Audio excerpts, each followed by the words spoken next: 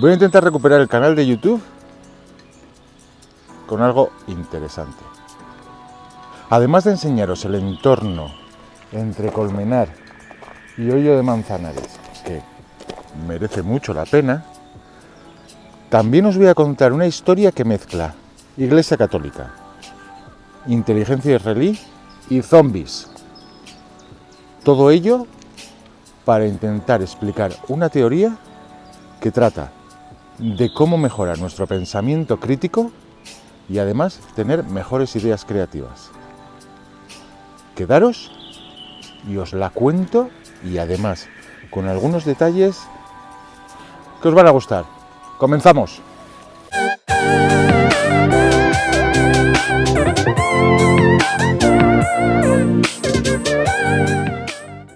Empezamos con el primero de los protagonistas, los zombies. Hay una frase que se dice en la película Guerra Mundial Z. El problema con la mayoría de las personas es que creen que algo no puede pasar hasta que pasa. Y esto da comienzo a la explicación de la teoría del 10º hombre. La mayor parte de la gente no cree que algo pueda ocurrir hasta que ya ha ocurrido.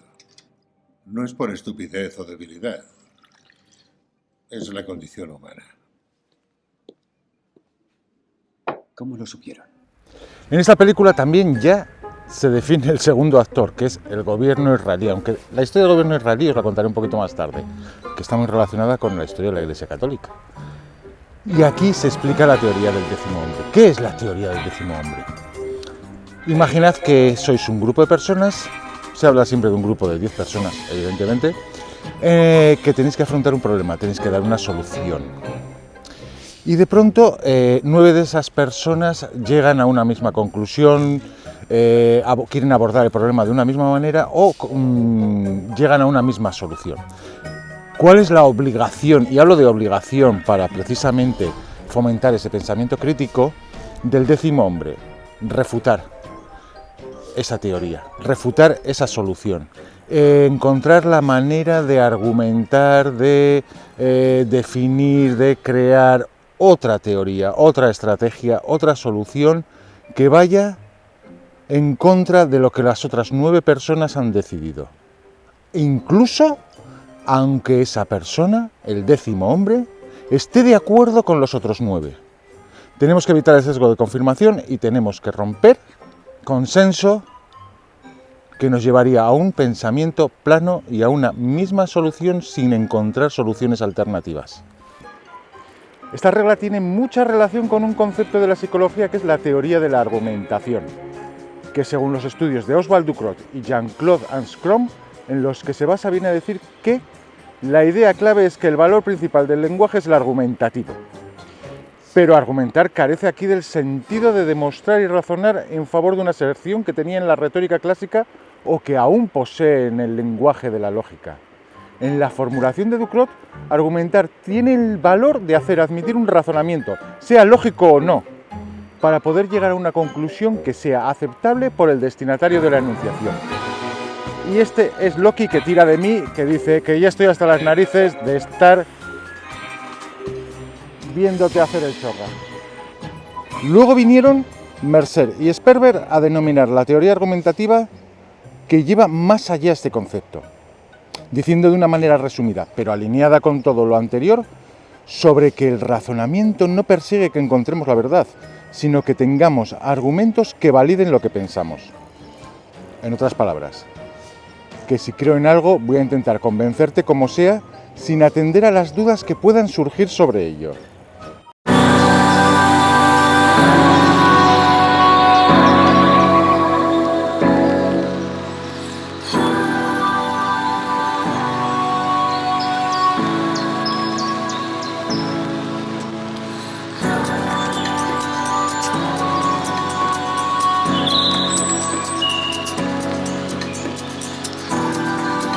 Y así entramos en el terreno de dominio de los sesgos, principalmente ese que es uno de los que más nos cuesta reconocer, el sesgo de confirmación. Si nos rodeamos de personas que piensan como nosotros, no hacemos más que darle de comer a este sesgo.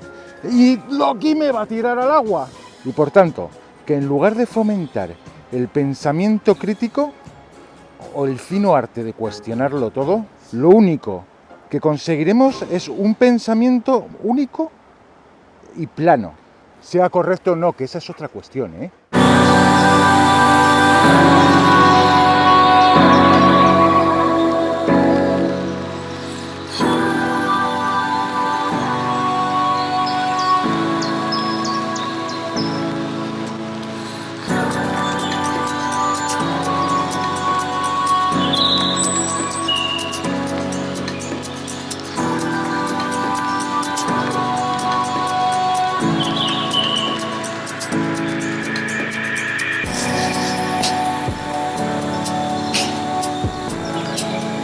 Y es aquí donde entra el juego el 10º hombre, obligado a cuestionar lo que los demás piensan, incluso estando de acuerdo. Tiene que rebatirlo, cuestionarlo y encontrar argumentos e ideas que puedan convencer a los demás de que quizás están equivocados.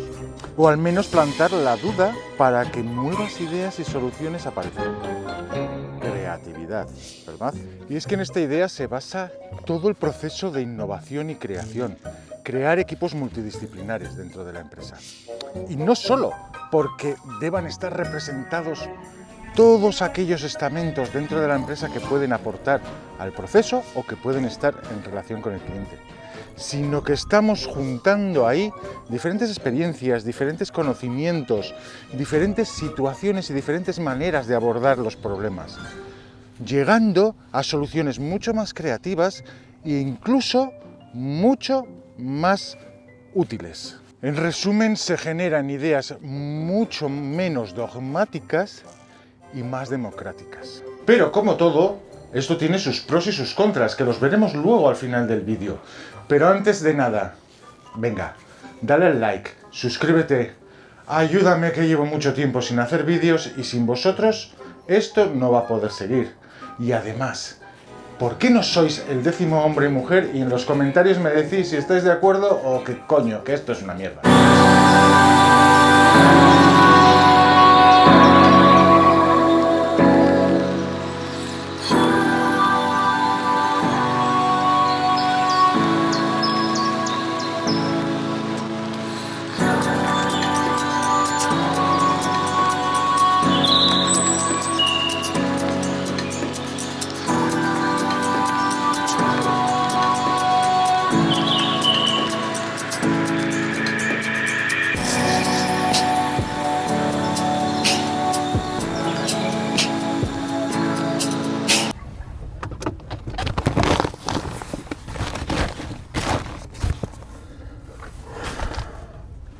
Y después de todo esto, seguimos en casa. Y el origen de la teoría del 10º hombre, estoy seguro que os va a sorprender su origen, porque aquí entra otro de los protagonistas que mencionaba al principio. Porque su origen está en una de las instituciones que ha sido más inamovible, férrea con sus creencias y con sus actos de fe, que es la Iglesia Católica. El origen de esta teoría viene de la figura del abogado del diablo.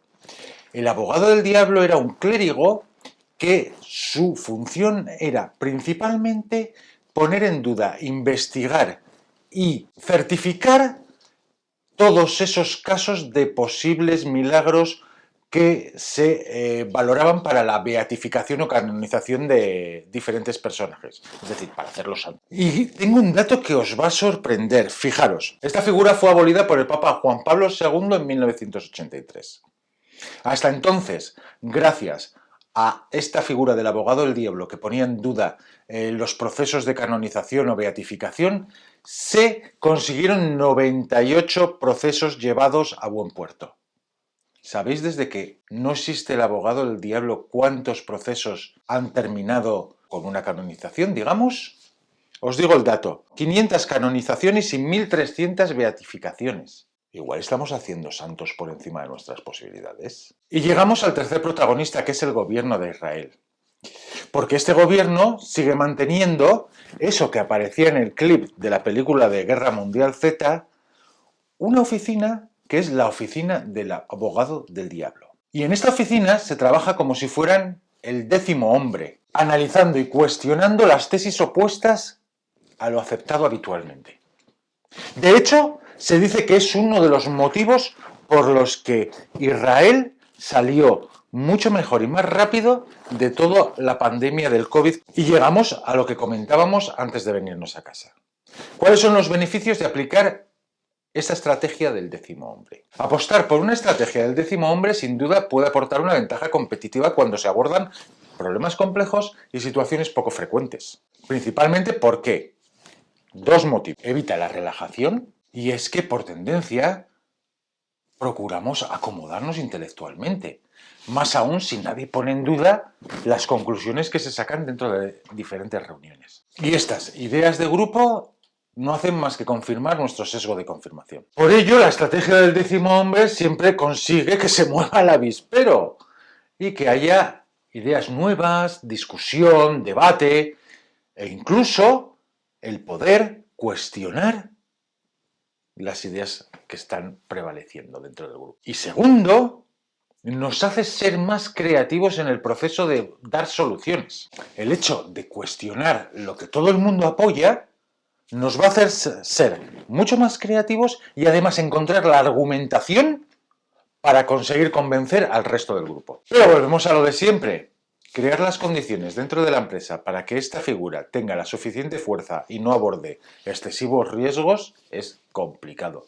Se habla mucho, pero se hace poco. Por ello, la gran mayoría de las veces esta figura tiene que estar en un comité de dirección o incluso ser fomentada por la propia dirección y apoyada por ello. Y al final hay que trabajar, como vengo diciendo muchas veces, la cultura de empresa para que estas figuras, estas estrategias tengan el potencial de ser exitosos. Pero la estrategia del décimo hombre, como todo en la vida, también puede ser contraproducente.